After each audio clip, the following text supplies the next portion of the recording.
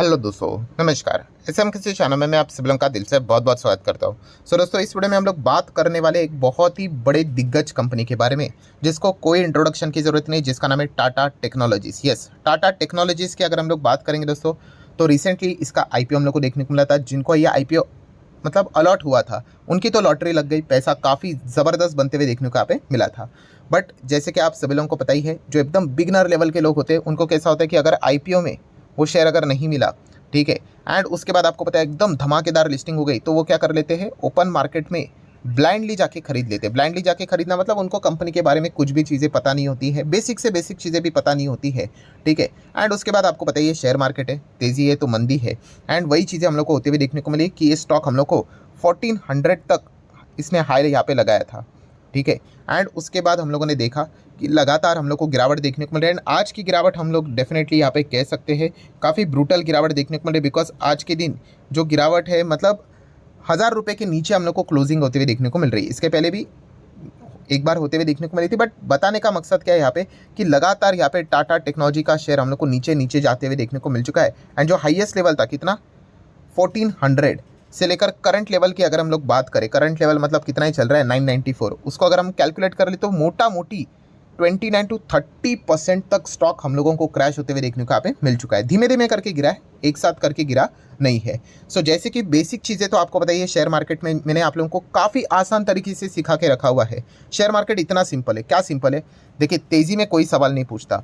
Share बाजार में अगर आपको टिकना है, ठीक है, यहाँ पे मैं लिख के बोल देता हूँ, अगर आपको बाजार में बने रहना है, टिकना है, एंट्री तो बच्चे बच्चे कर लेते हैं, तो आपको गिरावट के साथ, जो गिरावट होती है उसके साथ डील करना आना चाहिए। मतलब ये जो अभी आप लोगों को स्टॉक नीचे देखने को मिल रहा है टॉप लेवल से, ठीक है, जो 30% यहाँ पे गिरा है, ठीक है, अभी ये इम्तिहान की घड़ी स्टार्ट हो चुकी है।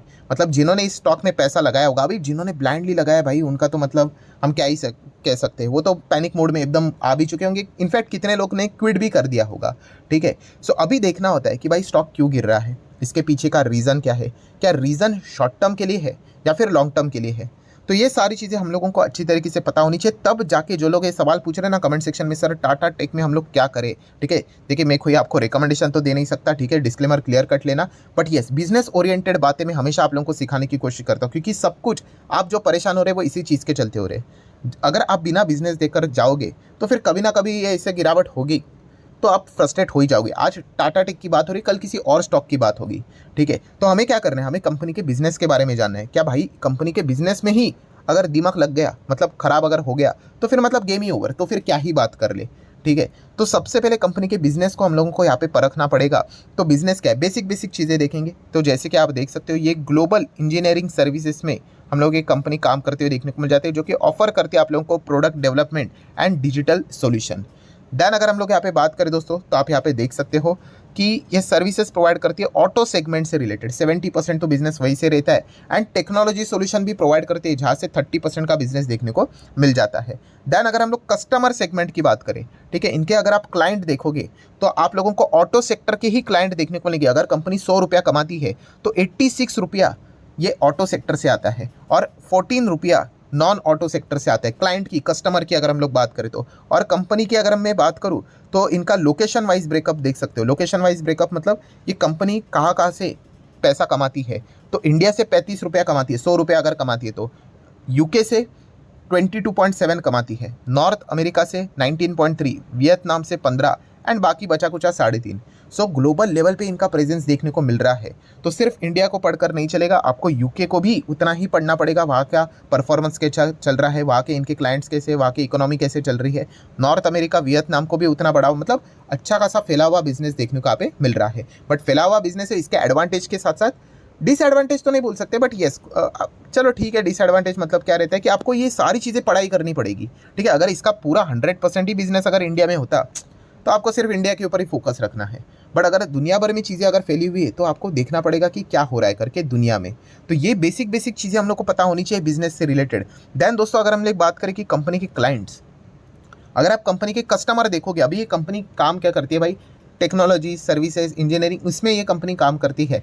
एंड अगर मैं इनके क्लाइंट की बात करूँ तो मेजॉरिटी जो इनका क्लाइंट है, बड़ा क्लाइंट, तो इनके घर के ही क्लाइंट्स देखने को मिल जाते हैं। मतलब कौन है, टाटा मोटर्स।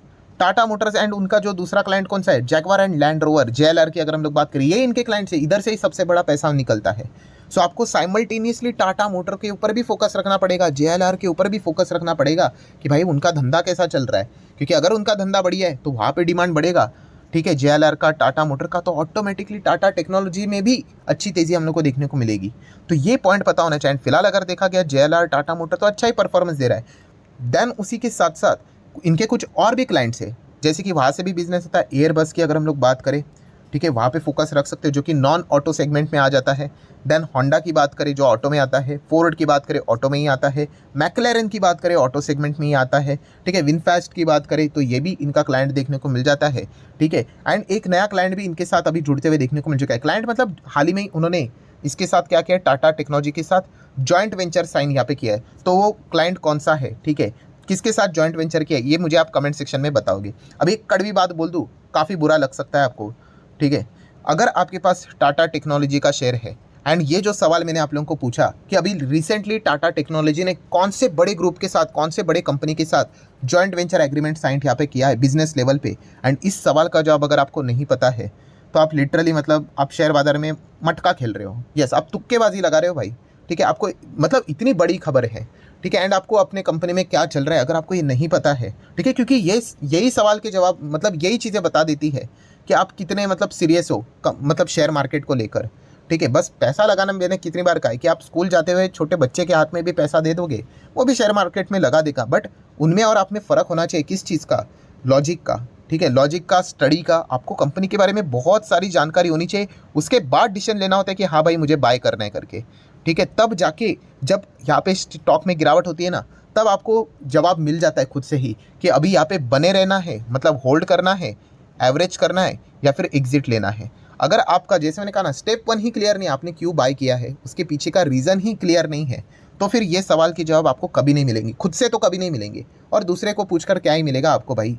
ठीक है, क्योंकि आप कितना भी हो, स्टॉक मार्केट में बहुत पेशेंस चाहिए। ठीक है, 2-2 3-3 साल स्टॉक्स नहीं चलते हैं, और उसके बाद अगर आप देखोगे ऐसे स्टॉक हो चुके हैं जिन्होंने हज़ार मतलब % के रिटर्न्स दिए हैं। ठीक है, तो ये सारी चीज़ें खुद से करने के लिए आपको ये बोरिंग काम करने पड़ेंगे। लोगों को 10 मिनट की वीडियो नहीं जमती है भाई सुनने के लिए। ठीक है, वो क्या टिक पाएंगे मार्केट में। अभी तो मार्केट मतलब इंडेक्स लेवल पे टॉप पे नज़र आ रहा है, जैसे मार्केट कभी ना कभी नीचे आ जाएगा, सब ये ऐसे बाजार को क्या कर देते हैं, क्विट कर देते हैं, छोड़कर चले जाते हैं। एनीवेज, देन हम लोग बात करेंगे कंपनी के बैलेंस शीट के बारे में। तो बैलेंस शीट देख सकते हो, 700 करोड़, 900 करोड़, 1100 करोड़ की कंपनी के पास रिजर्व है। रिजर्व्स मतलब पहले कंपनी ने कितनी कमाई की थी, वो लगातार कितनी बढ़ चुकी है। देन कर्जे की बात करें, लॉन्ग टर्म बोरिंग वो जीरो है। शॉर्ट टर्म बोरिंग की बात करें तो वो भी जीरो है, मतलब प्योर डेट फ्री कंपनी के पास ऊपर कोई 1 रुपये का भी कर्जा नहीं, एक अच्छा एडवांटेज वाली बात होती है। कैश एंड कैश इक्विवेलेंट की बात करें तो 130 करोड़ का कैश भी देखने को मिल रहा है। सो एक 40,000 करोड़ के मार्केट कैप वाली कंपनी की काफ़ी स्ट्रॉन्ग बैलेंस शीट देखने को यहाँ पे मिल रही है। नेक्स्ट अगर हम लोग यहाँ पे बात करेंगे दोस्तों, तो कंपनी के P&L, इसके पहले के कंपनी का P&L भी आप यहाँ पे देख सकते हो। ठीक है, प्रॉफिट कितना था, 300 करोड़, 200, 200, 400। ठीक है, देन उसके बाद 600, अभी 600 के बाद ऑलमोस्ट 700 के आसपास कंपनी का प्रॉफिट जाते हुए देखने को यहाँ पे मिल रहा है। शेयर होल्डिंग पैटर्न की बात करें, टाटा ग्रुप की कंपनी तो एक ड्यू डिलीजेंस वाला मेहनत बच जाता है भाई कि मैनेजमेंट तो अच्छा ही होगा, कोई दिक्कत की बात नहीं। 55% प्रमोटर एंड पब्लिक की बात करें तो फिलहाल तो 42% है। ठीक है, इंस्टीट्यूशंस इतने ज़्यादा नज़र नहीं आ रहे हैं, केवल 2-2.5% के आसपास नज़र यहाँ पे आ रहे हैं। सो इसलिए आप देख सकते हैं पब्लिक की होल्डिंग काफ़ी ज़्यादा है, तो कमेंट सेक्शन भी भर जाता है कि सर क्या करे करके। ठीक है, तो ओवरऑल मेरा बताने का कंक्लूजन इतना ही है दोस्तों कि कंपनी बिजनेस लेवल पे डेफिनेटली काफ़ी अच्छी कंपनी है। ठीक है, अभी आ जाते हैं दोस्तों एक गोल्डन पॉइंट के ऊपर। अभी ये गोल्डन पॉइंट क्या है यहाँ पे कि देखा गया तो देखिए, टाटा ग्रुप के जितने भी कंपनी आपको शेयर बाजार में देखने को मिल रही है ना, जितने भी होंगे 20-25 के आसपास जितने भी कंपनी है, इन सभी कंपनीज ने एवरेज अगर मैं बात करूँ दोस्तों लॉन्ग टर्म में अच्छे रिटर्न दिए, लॉन्ग टर्म में, भयंकर लॉन्ग टर्म में। ठीक है, देखिए लॉन्ग टर्म मतलब ऐसा नहीं होता एक झटके में, वो काफ़ी आपको शॉर्ट रेंज में 1 साल 2 साल के लिए नुकसान करवाएगा, बट लॉन्ग टर्म में अच्छे रिटर्न्स दिए हैं। एंड उसी के साथ साथ अगर टाटा के टेक्नोलॉजी वाले अगर मैं स्टॉक्स की बात करूँ, या फिर टेक्नोलॉजी सेगमेंट की अगर मैं बात करूँ, टेक वाले सेगमेंट की, सेक्टर की, तो हर टेक वाले सेगमेंट में अगर जितने भी स्टॉक्स है जो अच्छे ग्रुप से बिलोंग करते हैं, सबने अच्छा पैसा ही बना कर दिया है। अगर मैं टाटा की बात करूँ, टीसीएस का लॉन्ग टर्म का चार्ट पैटर्न देखिए, सबने अच्छा पैसा दिया। देखिए ऐसी बात नहीं ये गिरे नहीं करके, कोविड में इसकी भी हालत ख़राब हुई थी। ठीक है, ऐसा लगेगा दुनिया ही खत्म करके, आप यहाँ पे चेक कर सकते हो, लगभग 60% स्टॉक क्रैश होते हैं। ये देखो टीसीएस भी 60% क्रैश हुआ था, बट जैसे मैंने कहा कि गिरावट के पीछे का रीज़न आपको समझ में आना चाहिए। सिर्फ गिर गया इज इक्वल टू एग्जिट। ठीक है, 10% की गिरावट, 60% की गिरावट, हर गिरावट को आप सेम नहीं कह सकते, आपको चेक करना पड़ेगा कि क्यों गिरा है करके। ठीक है, यहाँ पे 60% गिरावट होने के बावजूद भी ज़्यादा टेंशन नहीं, क्यों? बिकॉज इंटरनल इशू नहीं था, वो तो बाजार में ही दिक्कत हुई थी। ठीक है, तो ये पॉइंट हमें समझ में यहाँ पे आना चाहिए। मैं इसलिए कह रहा हूँ क्योंकि काफ़ी लोग कमेंट करते हैं, बोलते कि सर ये देखो यहाँ पे 60% गिरा, बट यहाँ पे आप कुछ नहीं बोलते हो। वहीं पे कोई दूसरा बैंक वाला स्टॉक रहता है, वो 60% तो आप कहते हो बर्बाद। अरे बिजनेस को देखो भाई, ऐसा ऐसा कंपैरिजन नहीं होता है, वो क्यों गिरा है वो पता होना चाहिए। ठीक है, वरना ऐसा तो कोविड के वक्त में कितने स्टॉक 60, 70, 80%, केपीआईटी टेक तो 40 रुपये तक आया था। ठीक है, तो क्या उसमें भी एग्जिट करे?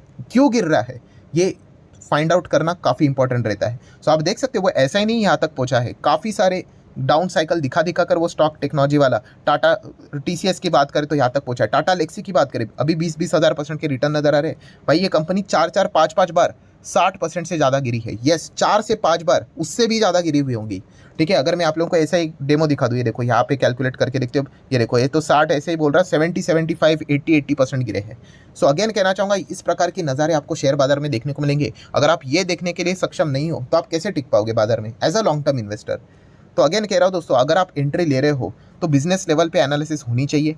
आप क्यों एंट्री ले रहे हो ये सवाल आपको प्रॉपरली पता होना चाहिए। आप ये कह रहे हो कि भाई मुझे आईपीओ नहीं लगा इसलिए मैंने बस ब्लाइंडली खरीद लिया, ये थोड़ी ना जवाब होता है। तो हो गया भाई, जो नीचे आ रहा है तो फिर अभी आप होल्ड ही नहीं कर पाओगे, तो ये दिक्कत होती है। सो ओवरऑल कंक्लूजन में बस इतना ही कहना चाहूँगा बिजनेस लेवल पे कि टाटा टेक्नोलॉजी बिजनेस लेवल पे अच्छी कंपनी है। अच्छी कंपनी का डेफिनेशन ये कभी नहीं होता है कि भाई वो गिरेगी नहीं करके, सारे गिरेंगे। अभी तो एग्जांपल दिखा है, टीसीएस दिखा है, टाटा टेक, लेक्सी का भी एग्जांपल दिखा है, तो ये भी गिर रहा है यहाँ पे 20-30%, यहाँ पे ये भी डाउन है। ठीक है, बट लॉन्ग टर्म की अगर हम लोग बात करें तो कंपनी में वो पोटेंशियल नजर आता है। ठीक है, तो ये पॉइंट पता होना चाहिए। अभी जब भी लॉन्ग टर्म की बात करते हैं, अगेन वही सवाल आता है, सर कितना टाइम लगेगा? अरे भाई किसी को नहीं पता है। ठीक है, चाहे तो स्टॉक एक ही साल में आपको कई गुना रिटर्न्स दे सकता है, ठीक है, एंड कई सालों तक चल भी नहीं सकता है, ये भी चीज़ें रहती है। तो जस्ट अभी इसने शुरुआत की है बाजार में एंट्री करके, आप देख सकते हो अभी दिसंबर में इसकी यहाँ पे शुरुआत हुई थी, अभी तो केवल 6 महीने ही हुए। 6 महीने में भाई क्या होता है शेयर बाजार में? लॉन्ग टर्म की जर्नी काफ़ी लंबी होती है दोस्तों। ठीक है, उस कॉन्टेक्स्ट में आप लोगों ने स्टडी करना होता है। जैसे मैंने कहा ना कि एंट्री करना कौन सी बड़ी बात है भाई।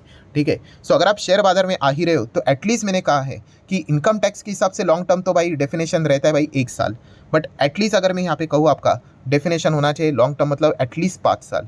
अब 5 साल तो आपको देना ही पड़ेगा, तभी जाके वो कंपनीज आप लोगों को अच्छा परफॉर्मेंस यहाँ पे दिखाती है। अगर आप ये कहोगे कि भाई इतना टाइम तो नहीं है, तो फिर वो शेयर मार्केट आपको उतना रिटर्न देगा कि नहीं, ठीक है, उसकी गारंटी नहीं होती है। ठीक है, तो होल कंक्लूजन इज व्हाट कि कंपनी बिजनेस लेवल पे कोई दिक्कत नहीं है। ठीक है, हाँ वैल्यूएशन के हिसाब से आप बोल सकते हो कि हाँ महंगा है, वो चीज़ें चलती रहती है, बट जब तक कंपनी का बिजनेस अच्छा रहता है ना, ऐसे कंपनियां कमबैक यहाँ पे करती है। अगेन कह रहा हूँ दोस्तों, भाई कमबैक कब करेगा वो कोई आपको टेलीग्राम नहीं भेजेगा कि इतने इतने टाइम में हो जाएगा, 4 हफ्ते में हो जाएगा, 4 महीने में हो जाएगा, तो ऐसा नहीं है। बट येस, कंपनी में पोटेंशियल काफ़ी अच्छा है, सेगमेंट काफ़ी अच्छा यहाँ पे कर रहा है, एंड कंपनी के क्लाइंट्स बाकी कस्टमर भी काफ़ी अच्छे हैं, तो कंपनी बिजनेस अच्छे लेवल पे यहाँ पे ग्रो करवा सकती है। ये दमखम कंपनी में देखने को यहाँ पे मिल जाता है। सो आशा करता हूँ दोस्तों बिजनेस हेल्पफुल, ये वीडियो आप लोगों को हेल्पफुल लगा होगा, तो चाहो तो आप इसको लाइक एंड शेयर कर सकते हो। एंड कल के दिन की बात करें टुमारो की, तो फ्री स्टॉक मार्केट क्लासेस ये हमारा दूसरा चैनल है, इस चैनल को भी सब्सक्राइब करके रख लेना। कल इस चैनल के ऊपर एक ज़बरदस्त वीडियो आने वाला है लर्निंग कंटेंट वाला, तो उसको गलती से भी मिस मत करना,